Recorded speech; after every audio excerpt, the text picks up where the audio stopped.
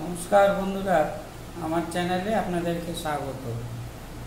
প্রতিদিনের মতো চলে এলাম আজকে নতুন ভিডিও নিয়ে। আজকে খাবো খিচুড়ি, গরম গরম খিচুড়ি।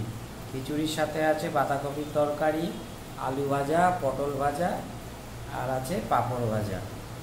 বন্ধুরা, ভিডিওটা শেষ পর্যন্ত দেখতে থাকুন। শুরু করছি খিচুড়ি।